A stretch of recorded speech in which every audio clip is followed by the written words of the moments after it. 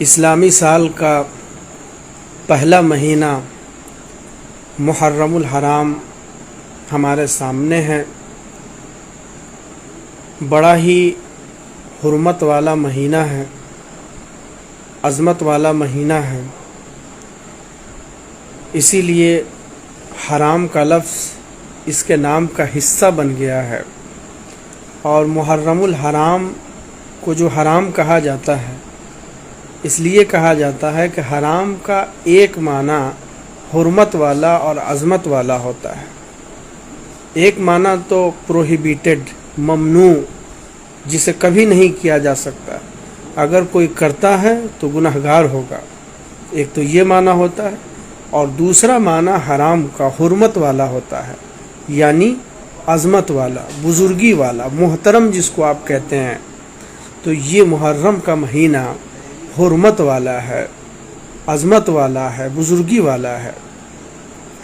اس مہینے کی 10 تاریخ کو یعنی کہ عاشوراء کے دن روزہ رکھنا حضور پاک صلی اللہ تعالی علیہ وآلہ وسلم کی سنت رہی ہے، لیکن اگر روزہ رکھا جائے تو ایک دن پہلے والے کو یا بعد والے کو شامل کر کے 2 روزے رکھے جائیں۔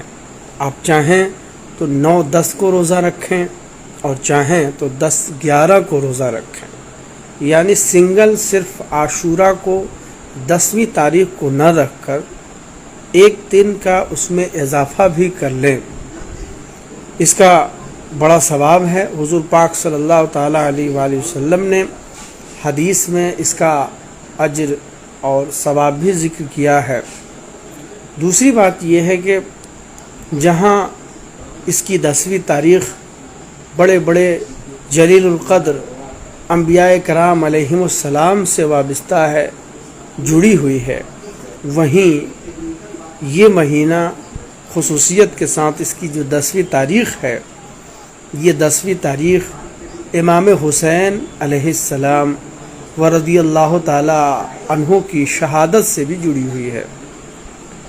اس دن بڑے بڑے واقعات ہوئے تھے، اور بلا شبہ وہ واقعات قابل احترام ہیں، مگر یہ جو اہل بیت کے ساتھ معاملہ پیش آیا، یہ واقعہ ایسا لوگوں کے دلوں پر اثر انداز ہوا کہ لوگوں نے اس کو بنیادی اہمیت دی، اور دوسرے واقعات، دوسری باتیں یاد ہوں یا نہ ہوں، مگر ہر امتی یہ جانتا ہے کہ اسی دن امام حسین رضی اللہ تعالیٰ عنہ کی شہادت ہوئی تھی، اور کہیں نہ کہیں اس واقعے کو یاد کر کے دل غمزدہ ہو جاتا ہے، دل اداس سا ہو جاتا ہے۔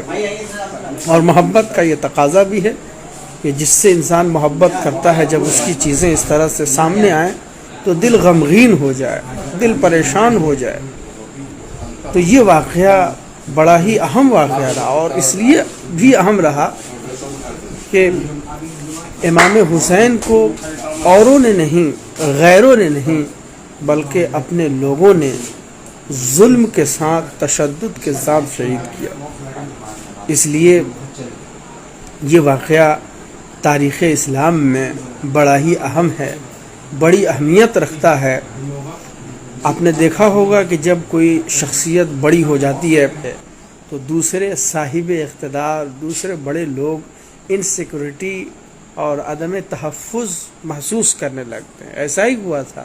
امام حسین رضی اللہ تعالیٰ عنہ کی جو شخصیت تھی، وہ ہر خاص و عام کے دل میں قابل احترام تھی۔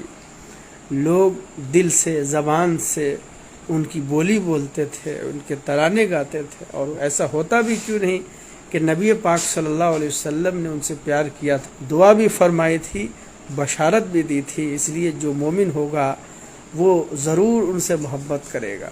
تو ان سب باتوں کا نتیجہ یہ تھا کہ مسلمان دل و جان سے، خاص طور سے اہل بیت سے محبت کرتے تھے، امام حسین کو چاہتے تھے، اور اس مقبولیت کی وجہ سے جو شخص سطح میں تھا، حکومت میں تھا، یعنی یزید، اسے یہ خطرہ لاحق ہوا کہ کہیں یہ اٹھ کر دعوے داری نہ کر دیں۔